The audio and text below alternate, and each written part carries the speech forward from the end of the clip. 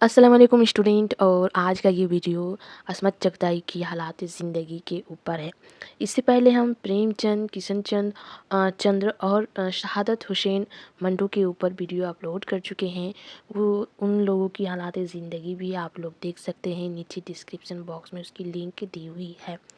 ये असमत चगताई, प्रेमचंद, किशनचंद आपके सिलेबस में मौजूद है। आपके सिलेबस जिन लोगों एमए फर्स्ट ईयर है, जिन लोगों का उर्दू ऑनर्स फर्स्ट ईयर है, उन सब के लिए है। और जो बाहर से पढ़ रहे हैं उन लोगों के सिलेबस में भी मौजूद है। बाहर से मतलब काफ़ी सारे ऐसे नॉर्मल कॉलेज होते हैं, डिस्टेंस, ये तो इग्नू डिस्टेंस है, ओपन लर्निंग है, लेकिन काफ़ी रेगुलर स्टूडेंट है जो मुझे मैसेज करते हैं, तो उन लोगों के सिलेबस में भी मौजूद है। तो आज हम असमत चगताई की हालात ज़िंदगी को रीड करेंगे।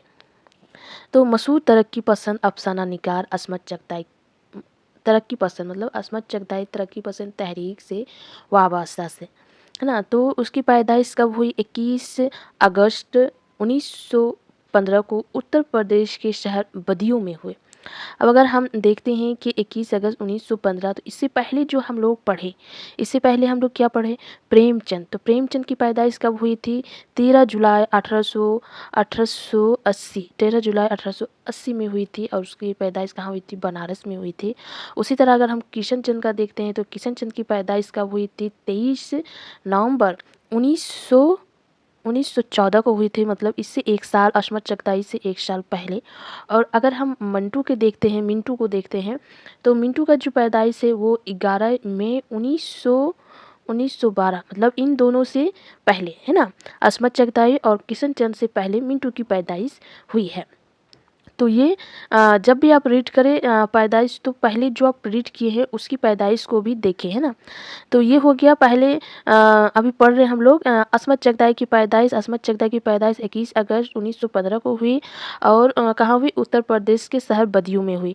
उसी तरह प्रेमचंद की पैदाइश 13 जुलाई 1880 को हुई। किशनचंद की पैदाइश 23 नवंबर 1914 को हुई। और शहादत हुसैन मंटू की पैदाइश 11 मई 1912 को हुई। उसका असल वतन जो था वो आगरा था। असमत चगताई के वालिद का नाम मिर्ज़ा कसीम बेग चगताई था, है ना। इसकी वालिद का नाम यहाँ पर दिया हुआ, तो माँ का नाम क्या होगा? वालदा का। तो वालदा का नाम नुसरत खानम है ना। असमत चगताई के वालदा का नाम नुसरत खानम है। उनके वालिद सरकारी मुलाजमत में थे, डिप्टी कलेक्टर के अहद पर फाइज थे। चुना के मुख्तलिफ मकामात पर उनकी तबादला होते रहे, इसलिए असमत चगताई की जो इब्तदाई तालीम मुख्तलिफ शहरों में हुई। वो अलीगढ़, जयपुर और जोधपुर वगैरह में रहे। अलीगढ़ से ग्रेजुएशन और फिर बीएड की डिग्री हासिल की। तालीम मुकम्मल करने के बाद उन्होंने कई स्कूलों में मुलाजमत की। फिर मुंबई, है ना, मुंबई चले गए। कुछ अरसे तक इंस्पेक्टर रहे, मतलब इंस्पेक्टर ऑफ स्कूल होता है, इंस्पेक्टर रहे। फिर फिल्मी दुनिया से जो ताल्लुक़ कायम हुआ वो आखिर वक्त तक रहा। है ना, अपने अलीगढ़ क़याम के ज़माने में ही वो तरक्की पसंद तहरीक से वाबस्ता हो गए थे। जब अलीगढ़ में उसने क्या किया था? उसने अलीगढ़ से कॉलेज की डिग्री हासिल की थी, तो उसी ज़माने से वो तरक्की पसंद तहरीक से वाबस्ता हो गए थे। उस ज़माने में तरक्की पसंद तहरीक, है ना, तरक्की पसंद तहरीक का असर साफ नज़र आता है। उन्होंने अपने अफसानों में मतवसता तबके के मुसलमान घरानों के मसाइल को बेहतरीन अंदाज में पेश किया है। मतवसता तबका के मुसलमान लड़कियों की जिनसी मसाइल को भी असमत चगताई ने अपने अफसानों का मौजू बनाया है ना। क्योंकि वहाँ मतवसता तबका, वहाँ की ज़िंदगी उसने रह के देखी है ना। वहाँ उसने गुजारी है ज़िंदगी, तो उन लोगों की हालात उसको उससे बेहतर वही जान सकती थी। उन्होंने बोल्ड अफसाने लिखे। उनके अफसानों में तनाज़ात भी हुए और उन पर मकदमात भी चले, है ना। इस तरह के अफसाने लिखने की वजह से, क्योंकि देखिए असमत चगताई ऐसा अफसाना निगार है जिसको इस तरह के अफसाने लिखने के लिए मकदमा चले। और एक शहादत हुसैन मंटू है जिनको भी इस तरह के अफसाने लिखने के लिए मकदमे चले, है ना।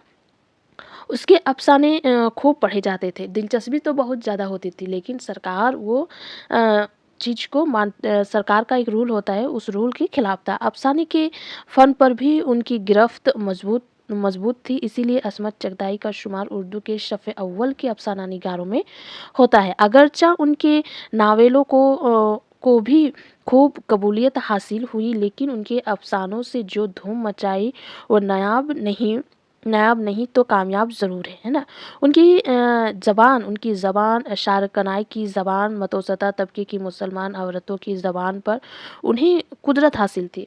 क्योंकि जो चीज़ जो लोग जानते हैं, मतलब जहाँ लोग रहते हैं, एक होता है कि अभी देखिए हम एक सोसाइटी में रहते हैं, यहाँ की औरतों का जो लैंग्वेज है और किस तरह बोलते हैं, कब कौन-सा लैंग्वेज इस्तेमाल करते हैं, वो मुझे अच्छी तरह से मालूम है। उसी तरह आप जिस सोसाइटी में रहते हैं, वहाँ के औरतें, लड़के किस तरह की ज़बान को इस्तेमाल करते हैं और किस वक़्त किस तरह की ज़बान इस्तेमाल करते हैं, वो आपको मालूम होगी। उसी तरह अस्मत चगताई भी जिस सोसाइटी, जिस मोहल्ले में रहे, वहाँ की औरतों और ये को उसने खूब अच्छी तरह अपने अफ़सानों में पेश की। उनकी ज़बान है ना पेश की। उनकी अफ़सानों में ज़बान की चटखारे का मज़ा भी मिलता है। वो ज़बान के इस्तेमाल पर कुदरत रखती थी। उनके अफ़साने के कई मजमूए शाये हुए, जिनमें कलियाँ, चोटें और छुई-मुई को बहुत मकबूलियत हासिल हुई, है ना? बिच्छू-फी, लिहाफ़, चौथी का जोड़ा, इक्स पर जोर नहीं, नन्ही की नानी वग़ैरह उनकी बहुत मकबूल और मशहूर अफ़साने हैं, है ना? अगर हम देखते हैं बिच्छू-फी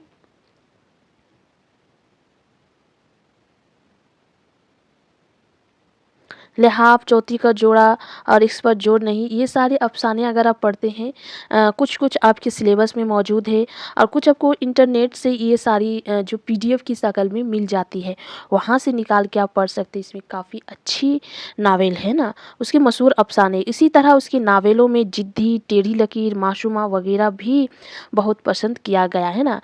तो ज़िद्दी जो है ये अस्मत चगताई की पहला नावल है ना ज़िद्दी, जो 1941 ईस्वी में शाये हुई। और टेढ़ी लकीर 1945 ईस्वी में शाये हुई, ये शायद आपकी सिलेबस में मौजूद है। और मासूमा जो है वो 1961 ईस्वी में शाये हुई।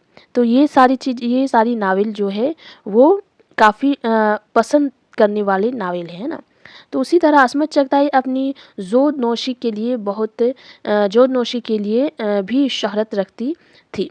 ज़ोद-नोशी मतलब बहुत तेज़ लिखना, है ना? बहुत जल्द नॉवेल को लिख के मुकम्मल कर देना, जिससे कि टेढ़ी लकीर एक नीम सवानी नावल है। ऐसा कहा जाता है कि अस्मत ने ये नावल 1 हफ़्ता में लिख दिया। ज़ोद-नोशी जो है वो अस्मत चगताई को कहा जाता है। उसी तरह शहादत हुसैन मंटू को भी ज़ोद-नोशी से वाकिफ़ थे। वो भी अफ़साने को बहुत जल्द लिख डालते थे, है ना? वो भी तब जब वो हमला भी थी और बीमार भी। नावल टेढ़ी लकीर में उन्होंने अपने बचपन से लेकर जवानी तक की तजुर्बात व मशाहत को बड़ी फ़नकारी के साथ पेश किया है ना? फ़नकारी के साथ पेश किया है। टेढ़ी लकीर कब आई? 1945 ईस्वी में टेढ़ी लकीर आई, है ना? तो उसी के साथ अगर हम लोग अभी ज़िद्दी देखें, टेढ़ी लकीर के अलावा भी अगर नावल है तो ज़िद्दी जो है अस्मत चगताई की सबसे फर्स्ट नावल है, जो 1941 ईस्वी में शाये हुई। मासूमा 1961 में शाये हुआ और सौदाई जो है 1964 ईस्वी में शाये हुई, है ना? और एक कतरा एक खून 1975 ईस्वी में शाये हुए। अजीब आदमी 1970 में हुई, है ना? बांधी जो है वो भी 1970 में हुई। दिल की दुनिया, ये इसका साल याद नहीं। और जंगली कबूतर ये भी 1970 में शाये हुई है। जैसे भी नावल लिखे हैं, है ना? ये सारे नावल उन्होंने लिखे हैं और काफ़ी ज़्यादा इसमें शोहरत भी हासिल हुई है। मुंबई क़याम के दौरान अस्मत चगताई की शादी अफसाना निगार और फ़िल्मकार शाहिद लतीफ़ से हुई, है ना? शाहिद लतीफ़ मुंबई टाकीज से वाबस्ता थे। फिल्मों के लिए कहानियाँ और मकालमे लिखा करते थे। लतीफ़ ने असमत को फिल्मी दुनिया से मुतारिफ करवाया। दोनों मिलकर फिल्मों की कहानियाँ और मकालमे लिखने लगे। बाद में जब शाहिद लतीफ़ खुद फिल्म प्रोड्यूसर बन गए तो असमत ने उनकी कई फिल्में लिखी। उन फिल्मों में ज़िद्दी, आरज़ू और सोने की चिड़िया। असमत चगताई की ये लिखी हुई फिल्मों के लिए बॉक्स ऑफिस पर हिट साबित हुए। तो ये सारी ये नावल जो है उन्होंने फिल्म के लिए है। इस पर फिल्म बनी हुई। इन फिल्मों में कौन काम किया है? देवानंद, दिलीप कुमार, कामिनी कौशल, है ना, जैसे फनकारों ने काम किया है। जो असमत चगताई ने जो नावल लिखे और जो प्रोड्यूसर है शाहिद लतीफ़, उसने प्रोड्यूस किया है। उसमें ये सारे हीरो जो है देवानंद, दिलीप कुमार और कामिनी कौशल, इन लोगों ने काम किए हैं। 1967, है ना, 1967 में असमत चगताई के शौहर शाहिद लतीफ़ जो है दिल का दौरा पड़ने से इंतकाल हो गया। उनके इंतकाल के बाद भी असमत फिल्मी दुनिया से वाबस्ता रहे। तक़सीम वतन के मौजू पर मबनी बेहतरीन फिल्म का है गर्म हवा। असमत चगताई की ही एक कहानी पर मबनी थी। सयाम बेनिगल की दिल को छू लेने वाली, है ना, छू लेने वाली फिल्म जुनून के मकालमे भी असमत ने लिखे। असमत चगताई जिन फिल्मों से वाबस्ता रहे उसमें छेड़छाड़, शिकायत, बुज़दिल, शीशा, सोसाइटी, दरवाज़ा, लाल रुख और फ़रेब शामिल है। असमत चगताई अपने वालिदैन के जो है 9 औलादें थी, मतलब बहनों में, और उनके एक भाई थे, मतलब 10 भाई बहन थे। बेग चगताई अपने ज़माने के मशहूर अदीब थे। असमत चगताई ने दोज़खी के नाम से उन्हें एक खाका लिखा। एक भरपूर और इम्तियाज़िया ज़िंदगी गुजारकर असमत चगताई कब इंतकाल हुए? 24 अक्टूबर 1991 ईस्वी में इस दुनिया से रुखसत हो गए। उनकी वसीयत के मुताबिक उन्हें नज़र आतिश किया गया है ना। उसका बॉडी जो है अभी भी मौजूद है। तो अगर हम देखते हैं इसकी वफ़ात का डेट देखते हैं तो 24 अक्टूबर, है ना, 24 अक्टूबर 1991। उसी तरह अगर हम प्रेमचंद की वफ़ात देखते हैं तो वो है 1936, 8 अक्टूबर 1936। उसी तरह किशनचंद का अगर देखते हैं तो वो है 1977, 8 मार्च 1977। उसी तरह अगर हम मिंटू का देखते हैं तो 1955, है ना, 1955। शहादत हुसैन मंटू सबसे काफ़ी जल्दी उनकी वफ़ात हो गई थी शराब नोशी की वजह से, है ना। उसके बाद 1977 है। उसके बाद सबसे पहले प्रेमचंद है। प्रेमचंद सबसे पहले पैदा भी हुए हैं, और पैदा मतलब 1880, मतलब इन लोगों का कोई दौर ही नहीं इन लोगों के दौर में आते ही नहीं, इन दोनों इनके दौर में आते हैं। लेकिन असमत चगताई है जो 1991 में काफ़ी ज़्यादा उम्र पाई। कुछ पॉइंट है जो याद रखने वाली बात है। उसमें असमत चगताई की वालिदैन की 12 औलादें हुई थी, जिनमें 2 का इंतकाल बचपन में हो गया था। असमत जो है वो 10वीं औलाद है ना, 10वीं औलादें थी। असमत चगताई इस्लामिया गर्ल्स स्कूल बरेली में हेड मास्टर 1937 में हुई थी, है ना। इंस्पेक्टर, हम बोले इंस्पेक्टर बनी थी। असमत चगताई इंस्पेक्टर ऑफ स्कूल की हैसियत से मुंबई में 1941 में गए थे। असमत की शादी कब हुई थी? 1942, है ना।